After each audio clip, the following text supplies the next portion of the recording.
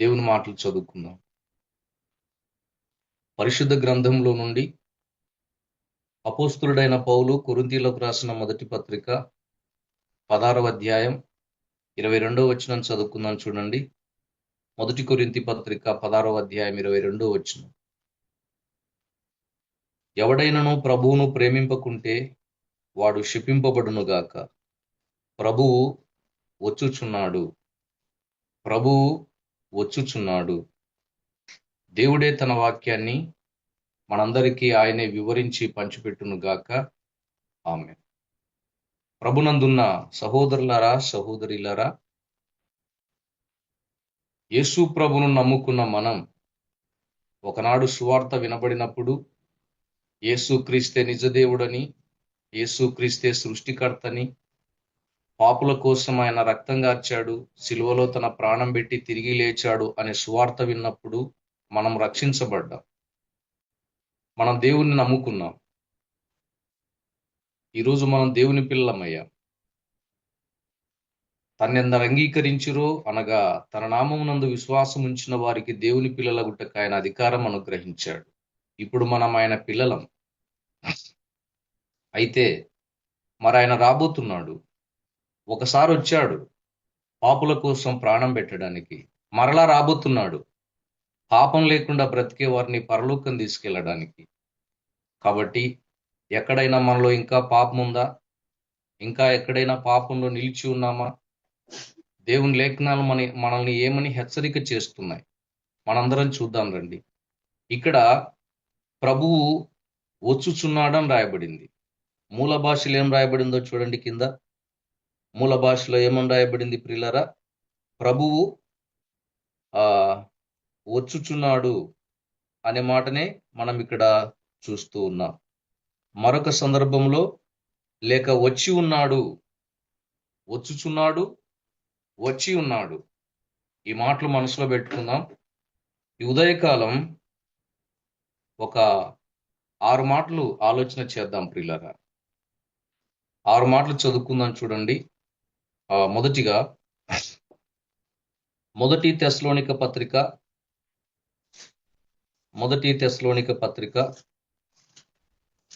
5వ అధ్యాయము మొదటి వచనం చదువుకుందాం. చూడండి, సహోదరులారా, ఆ కాలములను గూర్చియు ఆ సమయములను గూర్చి మీకు రాయనక్కర్లేదు. రాత్రివేళ దొంగ ఎలాగో వచ్చునో అలాగే ప్రభు దినం వచ్చునని మీకు బాగుగా తెలియను. ఒకటి ప్రియులారా, దొంగ వలె వస్తాడు. మనసులో పెట్టుకుందాం. ఎలా వస్తాడు ఆయనంటే దొంగ వలె వచ్చును. రెండో మాట, హెబ్రీ పత్రిక 10వ అధ్యాయం 37వ వచనం చదువుదాం. చూడండి, హెబ్రీ పత్రిక 10వ అధ్యాయం 37వ వచనం. ఇక కాలం బహు కొంచెముగా ఉన్నది, వచ్చుచున్నవాడు ఆలస్యం చేయక వచ్చును.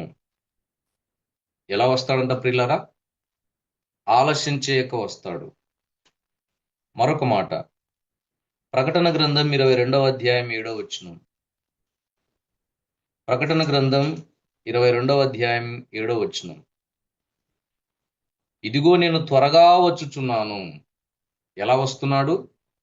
త్వరగా వచ్చుచున్నాను. 3 మాటలు ఇప్పటికి చదివాం. దొంగ వలె వస్తున్నాడు, ఆలస్యం చేయక వస్తున్నాడు, త్వరగా వస్తున్నాడు. మత్తయి సువార్త 24:44 కూడా చదువుదాం. చూడండి, మత్తయి సువార్త 24వ అధ్యాయం 44వ వచనం. మీరనుకునని గడియలో మనుష్య కుమారుడు వచ్చును. మీరనుకునని గడియలో మనుష్య కుమారుడు వచ్చును. 5వ మాట, మొదటి తెస్సలోనిక పత్రిక 4వ అధ్యాయం 16వ వచనం. మొదటి తెస్సలోనిక పత్రిక 4వ అధ్యాయం 16వ వచనం. ఆర్భాటముతోనూ ప్రధాన దూత శబ్దముతోనూ దేవుని బూరతోనూ పరలోకం నుండి ప్రభువు దిగి వచ్చును. రహస్య రాకడలో వస్తాడు. చివరి మాట, ప్రకటన గ్రంథం 1వ అధ్యాయం 7వ వచనం చదువుదాం చూడండి. ప్రకటన గ్రంథం 1వ అధ్యాయం వచనం 7 చదువుకుందాం. వచనం 7. ఇదిగో ఆయన మేఘారుడై వచ్చుచున్నాడు. ప్రభునందున్న ప్రియులారా 6 మాటలు చదువుకుందాం. 1, దొంగవలే వస్తున్నాడు. 2, ఆలస్యం చేయకొస్తున్నాడు. 3, త్వరగా వస్తున్నాడు. 4, అనుకోనని గడియలో వస్తున్నాడు. 5, రహస్య రాకడలో వస్తున్నాడు. 6, బహిరంగ రాకడగా వస్తాడు. అయితే ఇక్కడ మనకు కొన్ని మెలకువలు ఉన్నాయి. 5 విశ్వాసులకు సంబంధించి, 1 అవిశ్వాసులకు సంబంధించి మనం చదువుకున్నాం. దొంగవలే వస్తున్నాడంటే మనకు ఇక్కడ విశ్వాసులకు చెప్పబడిన ఈ 5 మాటల్లో మనం మెలకువగలిగి బ్రతకాల్సిన కొన్ని హెచ్చరికలు ఇచ్చాడనమాట. ఆయన వచ్చును వచ్చును వచ్చును అని లేఖనాలు చెప్తున్నాయి. అయితే మనం ఎలా ఉండాలి, ఎలా సిద్ధపడాలి, ఎలా మెలకువగా ఉండాలి, ఎలా జీవించాలి, అది మనకు ప్రాముఖ్యం అన్నమాట. ఒక ట్రైన్ వస్తుందంటే మనకు కావలసినవన్నీ సిద్ధం చేసుకొని రెడీగా ఉండాలి. ఒక విమానం వస్తుందంటే మనకు అవసరమైనవన్నీ దగ్గర పెట్టుకొని సిద్ధంగా ఉండాలి. అయితే ప్రభువు వచ్చుచున్నాడు. ఎలా బ్రతకాలి, ఎలా జీవించాలి, భూమి మీద మనం ఎలా దేవునికి ఇష్టంగా ఉండాలి, మొదటి మాట నుంచి మనం చూద్దాం. 1వ మాట మనం ఏం చదువుకున్నాం? 1 తెస్సలోనిక పత్రిక 5వ అధ్యాయం 1వ వచనంలో మనం ఇలా చదువుకున్నాం. ఏమని చదువుకున్నాం? దొంగవలే వచ్చును. ఆయన దొంగ కాదు ప్రియులరా, దొంగవలే వస్తాడనమాట. అయితే ఇక్కడ మనకు దేవుడిస్తున్న హెచ్చరిక ఏంటి? ఆయన మనల్ని సిద్ధంగా ఉండండి అని మనల్ని పురికొల్పుతున్న వచనాలేంటి? 6వ వచనం గమనిద్దాం. ఈ 6 మాటల్లో మనకు మెలకు 5 విశ్వాసులకు సంబంధించి అని చదువుకున్నాం కదా. ఈ 5 మాటల్లో దేవుడు ఒక విశ్వాసిని ఎలా సిద్ధపడి ఉండమంటున్నాడు, ప్రవర్తన విషయంలో ఎలా జాగ్రత్తగా బ్రతకమని చెప్తున్నాడు, ఈ 5 మాటల్లో మనం గమనిద్దాం. 1, దొంగవలే వచ్చును అని చదువుకున్నాం కదా.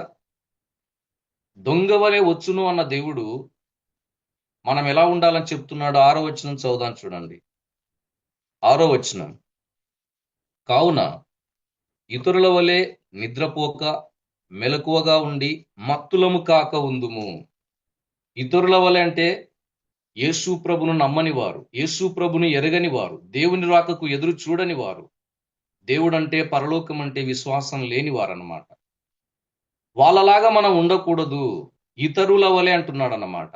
అంటే ప్రభు పిల్లలం మనం ఎలా ఉండాలంటే ఏమంటున్నాడు ఇక్కడ? నిద్రపోక. మనుషులు శారీరక నిద్ర కాదు కానీ ఆత్మీయంగా నిద్రస్థితిలో ఉన్నారు ఈనాడు. చురుకు లేదు, చలనం లేదు, పొడుస్తున్నా నొప్పి లేదన్నమాట. వాక్యం ఎంత పొడిచినా. నేను అన్ని చదవను ప్రియులారా, ఆలస్యం కాబట్టి కొన్ని గుర్తు చేస్తాను. ఇక్కడేమన్నాడు? ముందుగా నిద్రపోక మెలకువగా ఉండి మత్తులము కాక ఉందు. 1, నిద్రపోకండి. 2, మెలకువగా ఉండండి. 3, మత్తులు కావద్దు. ఈ మాటకు సంబంధించి ఒక 3 మాటలు క్లుప్తంగా చూద్దాం. క్లుప్తంగా ఎఫెసీ పత్రిక 5:14 రండి ఒకసారి. ఇక్కడేమన్నాడు? ఎఫెసీ పత్రిక 5:14. ఈ మొదటి మాటకు సంబంధించి ఒక 3 మాటలు క్లుప్తంగా. ఎఫెసీ 5:14. అందుచేత నిద్రించుచున్న నీవు మేల్కొని మృతులలో నుండి లెమ్ము, క్రీస్తు నీ మీద ప్రకాశించుచున్నాడని ఆయన చెప్పుచున్నాడు. చాలా మంది నిద్రిస్తూ ఉన్నారు, మత్తులుగా నిద్రలోకి వెళ్ళిపోతున్నారన్నమాట. ఆత్మీయ జీవితంలో నిద్రించుచున్న నీవు మేల్కో, ఎందుకంటే ఆయన దొంగవలే వస్తున్నాడు. మరొక మాట దేవుని వాక్యం మనకేం చెబుతుందంటే 1 పేతురు పత్రిక 4వ అధ్యాయం 7వ వచనం. మెలకువగా ఉండమన్నాడు కదా. నిద్రపోక అంటే నిద్రించుచున్న నీవు మేల్కో. 2, మెలకువగా ఉండమన్నాడు. 1 పేతురు పత్రిక 4:7 చూడండి. ఇక్కడ భక్తుడు ఏమని రాస్తున్నాడు? అయితే అన్నిటి అంతం సమీపమై ఉన్నది కాగా మీరు స్వస్థ బుద్ధి గల వారే ప్రార్థనలు చేయుటకు మెలకువగా ఉండండి. దొంగ వలె వస్తున్నాడు కాబట్టి ప్రార్థన చేయటానికి మెలకువగా ఉండండి. అదేనమాట. నిద్రించుచున్న నీవు మేల్కోవాలా, ప్రార్థన చేయటానికి మెలకువగా ఉండాలి. ఇంకోటి, మత్తులు కావద్దన్నాడు. పేతురు విషయాన్ని చదువుదాం రండి. లూకాసు వార్త 9:32కు రండి ఒకసారి. లూకాసు వార్త 9:32 ఒక మాట చదువుదాం. పేతురు నిద్రమత్తులో ఉండి ఏం మాట్లాడాడో చూడండి ఇక్కడ. లూకాసు వార్త 9:32 చదువుకున్నాం.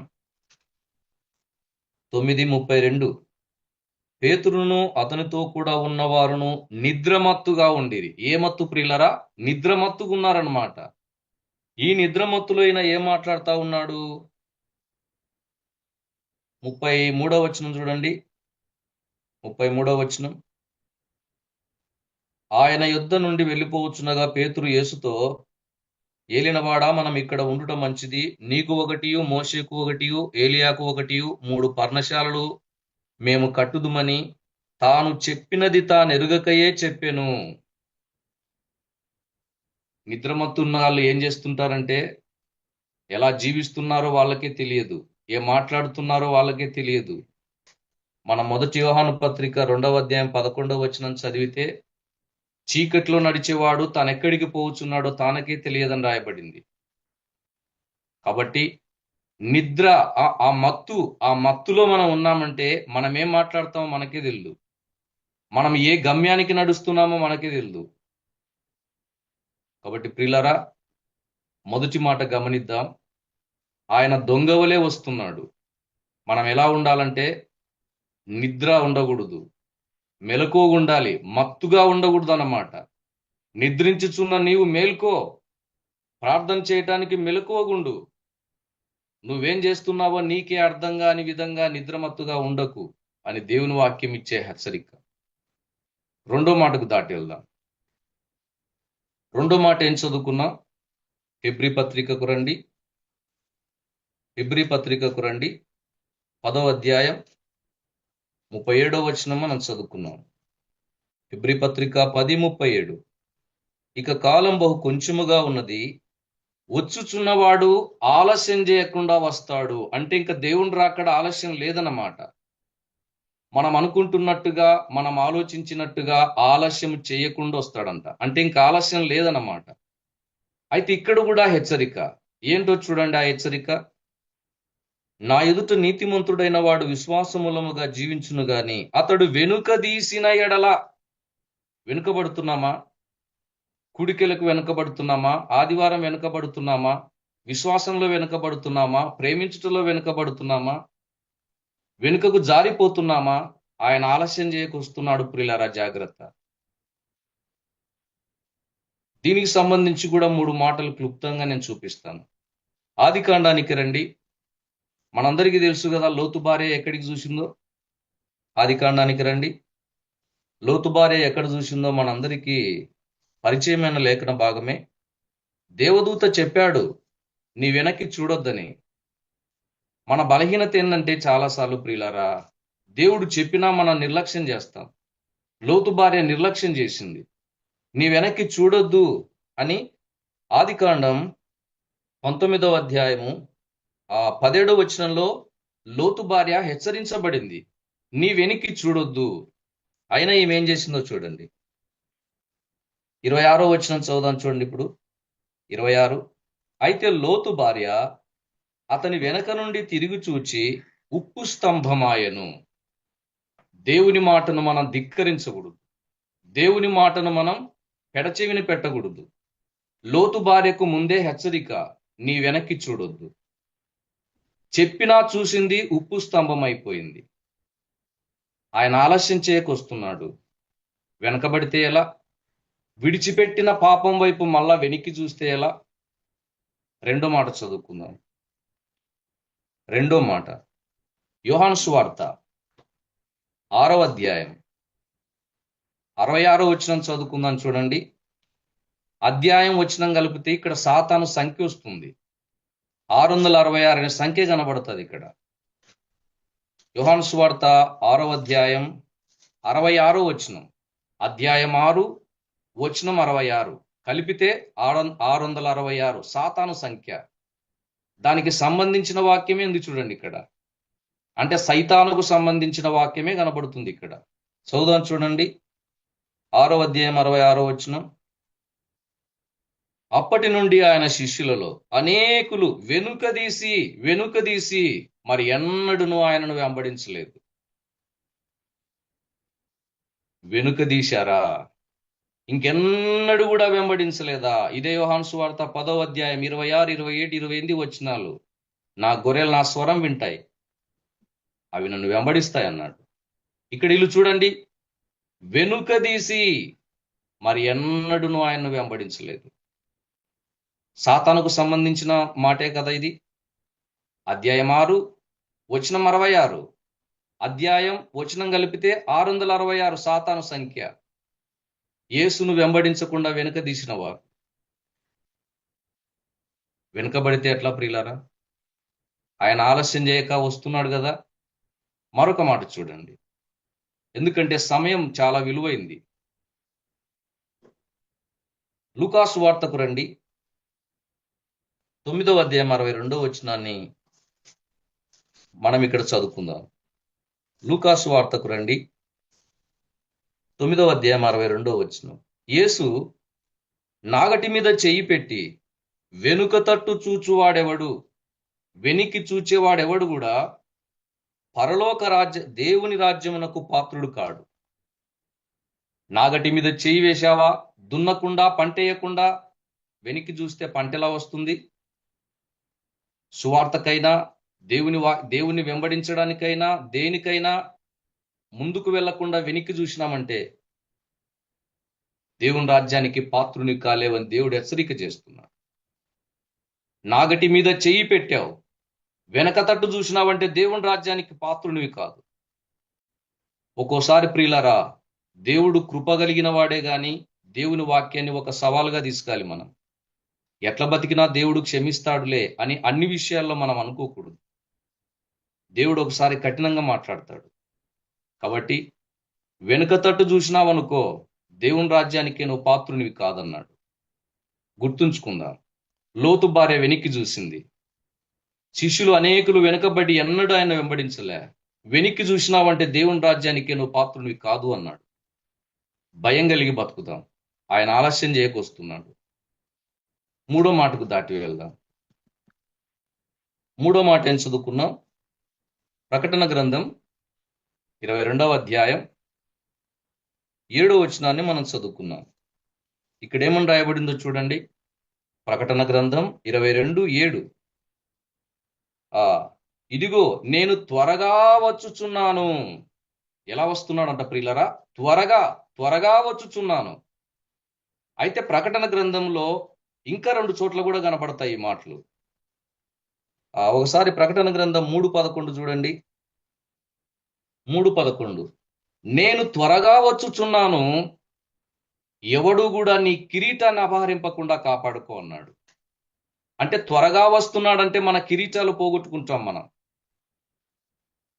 కిరీటాలు ఉన్నాయి కదా ప్రియులరా. పౌలు అన్నాడు కదా, నా కోసం నీతి కిరీటం ఉందన్నాడు.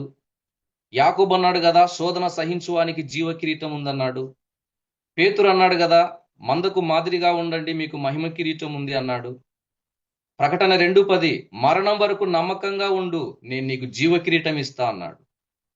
త్వరగా వచ్చుచున్నాడు కాబట్టి నీ కిరీటాన్ని అపహరించేవాడు ఉన్నాడు, జాగ్రత్త అన్నాడు. అంతేకాకుండా ఈ ప్రకటన గ్రంథంలోనే 22:12 మరొక త్వరగా వచ్చుచున్నాననే పదం కనపడుతుంది. చూడండి. 22:12. ఇదిగో త్వరగా వచ్చుచున్నాను, వాని క్రియల చొప్పున ప్రతివానికిచ్చుటకు నేను సిద్ధపరిచిన జీతం నా యుద్ధ ఉంది. త్వరగా ఎందుకు వస్తున్నాడంటే మన క్రియలను బట్టి, మన జీవితాన్ని బట్టి ఆయన సిద్ధపరిచాడు జీతం. 2 కొరింథీ పత్రిక 5:10 మనమందరం క్రీస్తు న్యాయపీఠం మీదట నిలవాలి, మంచివైనా చెడ్డవైనా మన క్రియల ఫలితం పొందాలన్నాడు అక్కడ పౌలు భక్తుడు. అయితే ప్రియులారా, ఒక్క మాట తీసుకుందాం దీంట్లో. మనం ఈ 3 వివరించుకోవాలంటే మనకు ఆలస్యం కాబట్టి ఒక్క త్వరగా వచ్చుచున్నాడనే తీసుకుందాం. ఏ మాట తీసుకున్నామంటే మనం ప్రకటన గ్రంథం 22:7 తీసుకున్నాం మూడో మాటగా.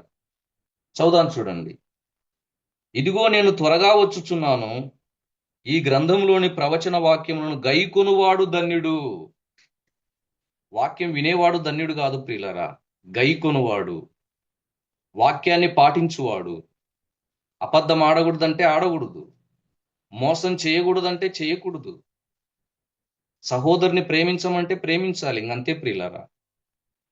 వాక్యాన్ని గైకొనేవాడు, వాక్యాన్ని పాటించువాడు. భక్తుడు అన్నాడు కదా, నీ ఆజ్ఞలు తుదముట్ట గైకొంట. యేసు ప్రభు అన్నమాట. దీనికి సంబంధించి ఒక 2 మాటలు చూద్దాం చూడండి. త్వరగా వచ్చుచున్న దేవుడు మనకేమని హెచ్చరిక చేస్తున్నాడంటే ప్రియులారా, ఏమని మనల్ని హెచ్చరిస్తున్నాడంటే దేవుని వాక్యాన్ని పాటించు, వినడం కాదు, పాటించు. యాకోబు పత్రికలో మనం ఇలా చూస్తాం. 1:26 రండి. యాకోబు పత్రిక. ఎవడైనను వాక్యమును వినువాడయుండి దాని ప్రకారం ప్రవర్తింపని వాడైతే వాడు అద్దంలో తన సహజ ముఖమును చూసుకొని నా మనుషుని పోలి ఉన్నాడు. అంటే వింటే ప్రయోజనం లేదు, విని పాటించాలి. యేసు ప్రభు అన్న మాట చూద్దాం. లూకాసు వార్తకు రండి. లూకాసు వార్తకు రండి, 8వ అధ్యాయం 21వ వచనం. యేసుక్రీస్తు ప్రభుల వారు ఈ భూమి మీద శరీరధారిగా ఉన్నప్పుడు ఆయన చెప్పిన మాట. లూకాసు వార్త 8:21. అందుకు ఆయన, నీవు దేవుని వాక్యమును విని దాని ప్రకారం జరిగించు. చూడండి, విను అన్నాడా? విని దాని ప్రకారం చేయన్నాడు. జరిగించు, ప్రవర్తించు, పాటించు, గైకొను. అది ప్రియులరా, ఆయన త్వరగా వచ్చుచున్నాడు కాబట్టి దేవుని వాక్యాన్ని మనం పాటించాలి, దేవుని వాక్యాన్ని మనం గైకొనాలి, దేవుని వాక్యాన్ని మనం అనుసరించాలి. ప్రకటన 1:3 కూడా చూడండి ఒకసారి. ప్రకటన గ్రంథం 1వ అధ్యాయం 3వ వచనం ఒకసారి చదువుదాం చూడండి. సమయము సమీపించినది గనుక ఈ ప్రవచన వాక్యములు చదువువాడును వాటిని విని ఇందులో వ్రాయబడిన సంగతులను గైకొనువారును ధన్యులు. చదివేవాడు చదవాలి, చదువు రానోడు వినాలి, చదివినవాడైనా విన్నవాడైనా గైకొనాలన్నమాట. అంటే వాక్యాన్ని పాటించాలి, వాక్యం చెప్పినట్టు బ్రతకాలి. 119వ కీర్తన 105వ వచనం, నీ వాక్యం నా పాదములకు దీపమును నా త్రోవకు వెలుగునై ఉన్నది. అదనమాట ప్రియులారా. ఆయన వాక్యం అనే మార్గంలో మనం నడవాలి. ఆయనే మార్గం పరలోకానికి. కాబట్టి 3వ మాట, త్వరగా వచ్చుచున్నాడు. మనం ఏం చేయాలి? ఆయన వాక్య మార్గంలో నడవాలి, ఆయన వాక్యం చెప్పినట్టు బతకాలి, దాటి వెళ్దాం. 4వ మాట ఏం చదువుకున్నాం ప్రియులారా? మత్తయి సువార్తలో మనం చదువుకున్నాం. 24వ అధ్యాయం 44వ వచనానికి రండి ఒకసారి.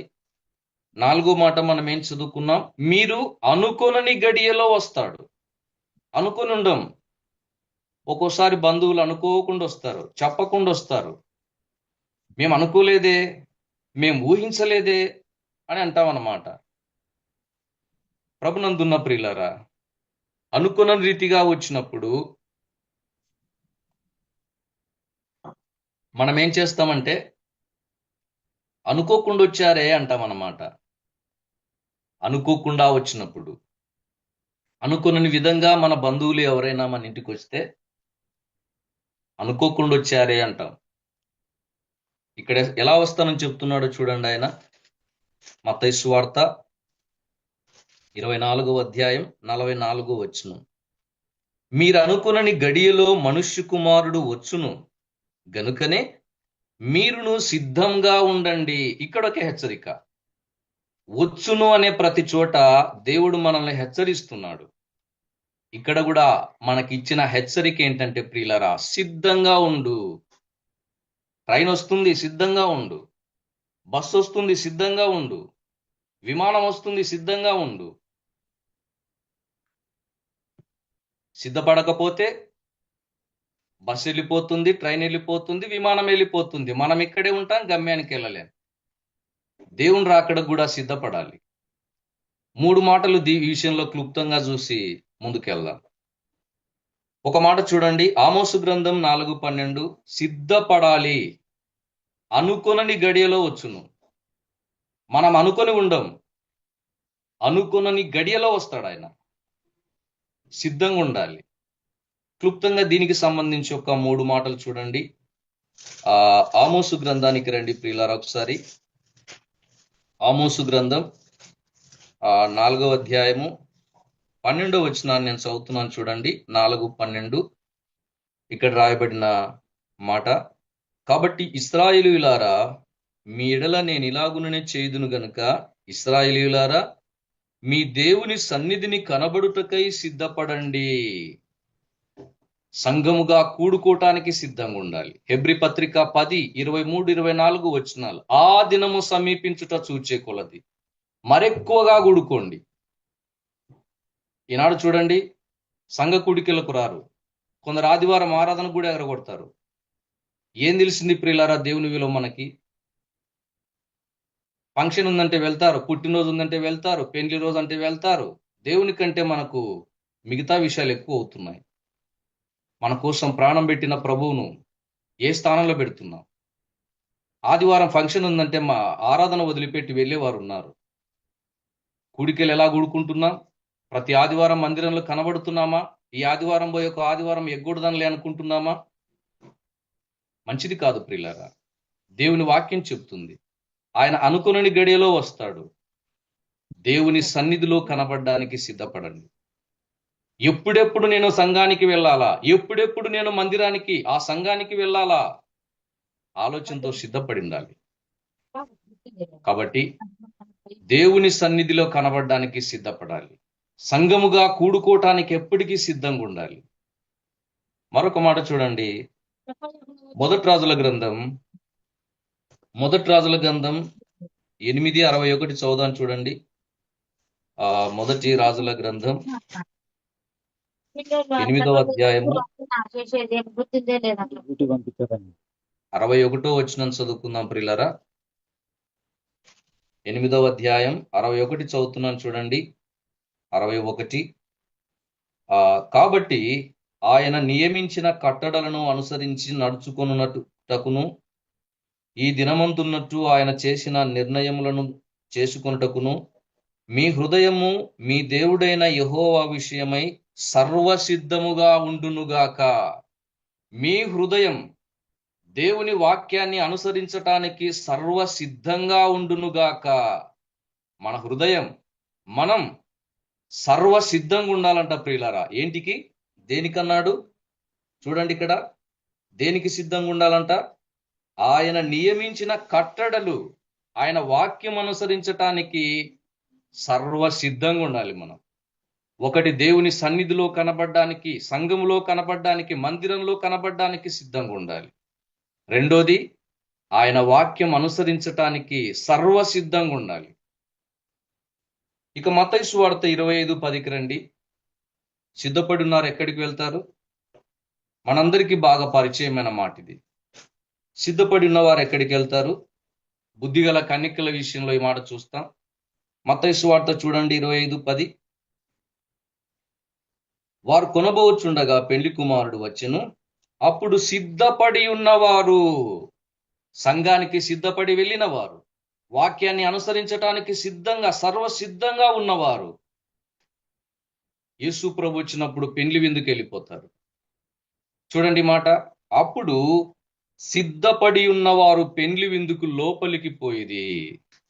సిద్ధపడితే లోపలికి వెళ్తాం, సిద్ధపడకుంటే బయట ఉంటాం. సంఘానికి వెళ్ళడానికి సిద్ధంగా ఉండాలి, మందిరానికి వెళ్ళటానికి సిద్ధంగా ఉండాలి. దేవుని వాక్యం అనుసరించటానికి మన హృదయాన్ని సర్వసిద్ధపరచుకోవాలి.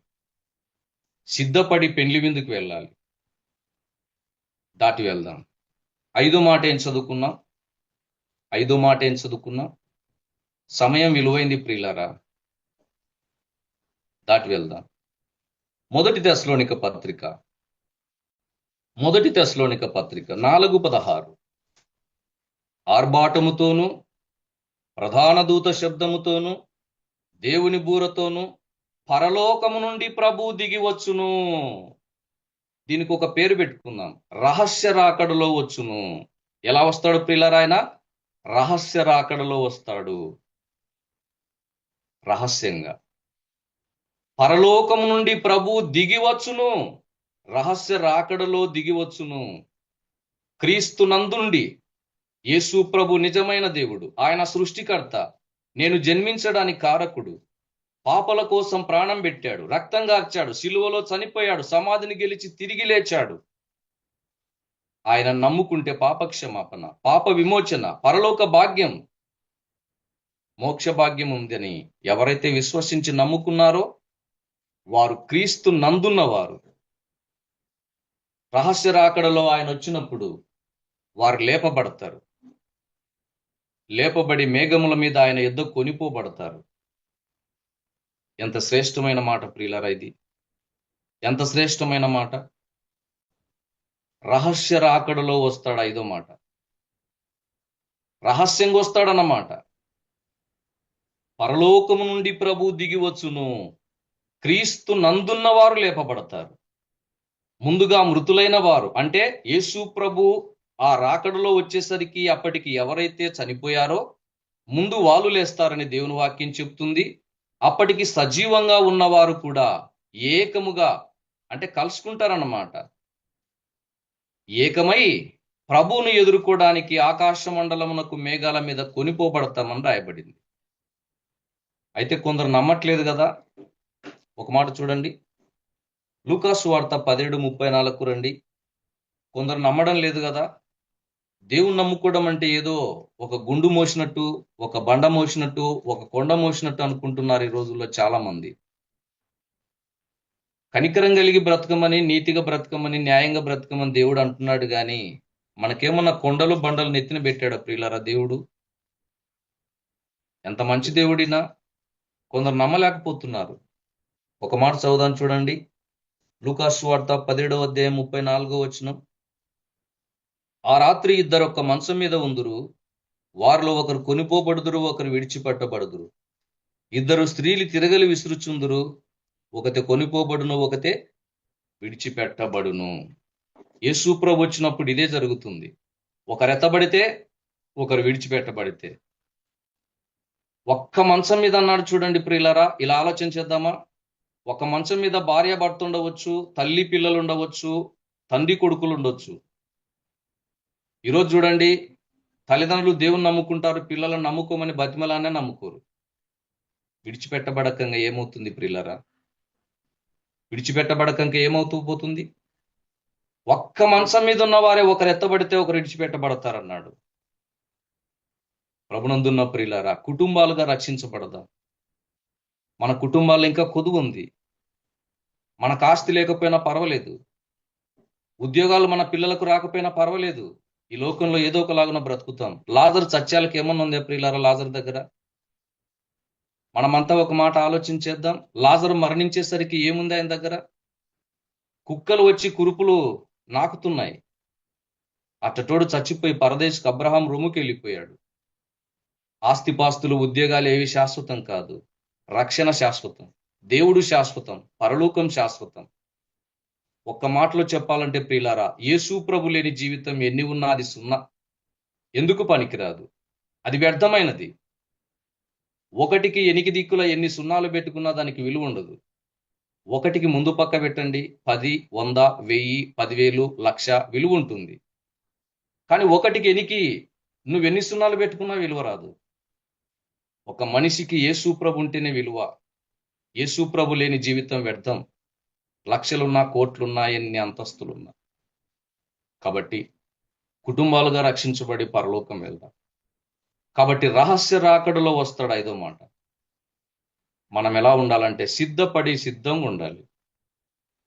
చివరి మాట, యేసు ప్రభు నమ్మని వారు ఇంకా ఎవరైనా జూమ్లో ఉంటే ఒక మాట చూడండి, ప్రకటన గ్రంథం 1:7.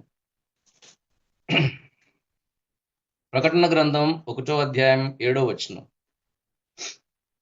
ఇదిగో ఆయన మేఘారూఢుడై వచ్చుచున్నాడు, ప్రతి నేత్రము ఆయనను చూచును, ఆయనను చూచిన వారు, ఆయనను పొడిచిన వారును చూచెదరు. భూజనులందరూ ఆయనను చూసి రొమ్ము కొట్టుకొందురు.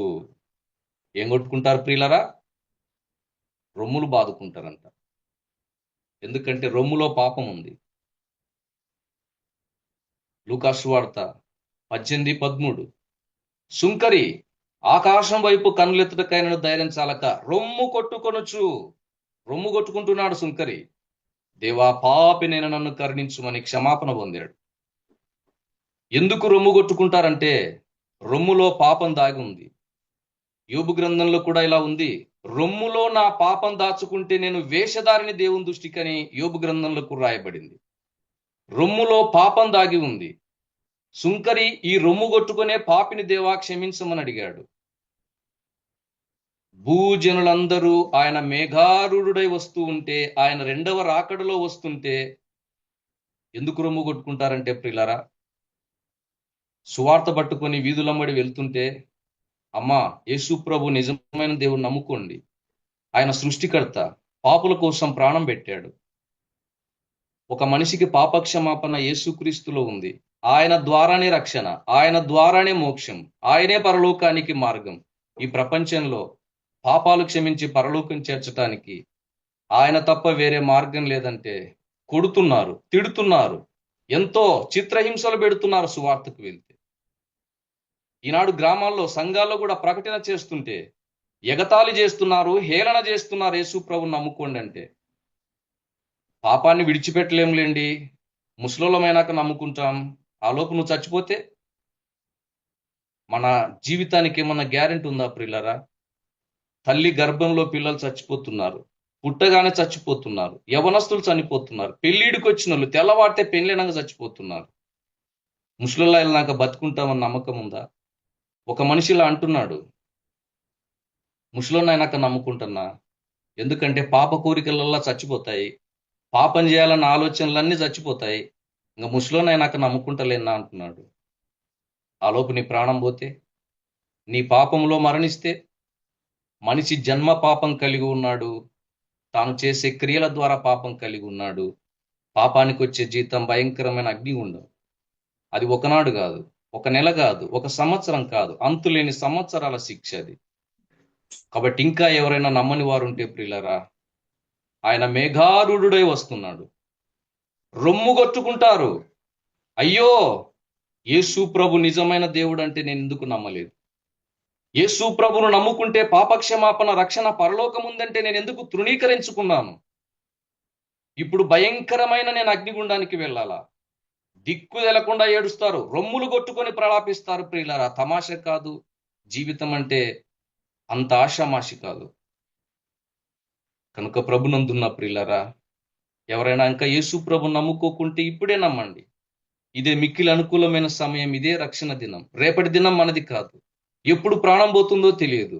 ఆయన త్వరగా వస్తానంటున్నాడు, అనుకోకుండా వస్తానంటున్నాడు, ఎప్పుడు వస్తాడో తెలియదు. ఈ జూమ్లో ఇంకా నమ్మని వారు ఉంటే గనక ఇప్పుడే రక్షించబడండి. ఆయన మేఘారూఢుడై వస్తుంటే ఆయనను చూసి రొమ్ము కొట్టుకుంటారు. ఎంత అవకాశం పోగొట్టుకున్నా, ఎంత దేవుడు నాకు సమయం ఇచ్చే పోగొట్టుకున్నా. నిజమైన దేవుడు అంటే నేను నమ్మలే, పరలోకం తీసుకెళ్లే దేవుడు అంటే నమ్మలే. నామకార్థ క్రైస్తవులు కూడా సత్యం తెలుసుకోండి అంటే నమ్మలే. నామకార్థంగా బతికాను, నామకార్థ క్రైస్తవ్యంలో బతికాను. సత్యం తెలుసుకోండి, నిజవాక్యం తెలుసుకుని యేసు ప్రభుని నమ్ముకోండి అంటే తెలుసుకోలే. ప్రతి ఒక్కరు రొమ్ము కొట్టుకొని ఏడుస్తారు. ప్రభునందున్న ప్రియులారా, నమ్మని వారు దేవుని రాకకు సిద్ధపడండి. నేను ముగింపు చేస్తున్నాను, గుర్తు చేసి ముగిస్తాను.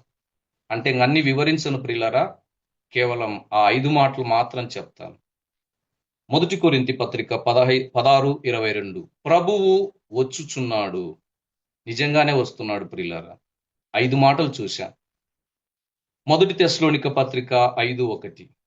ఎలా వస్తాడు? దొంగవలే వచ్చును. 2,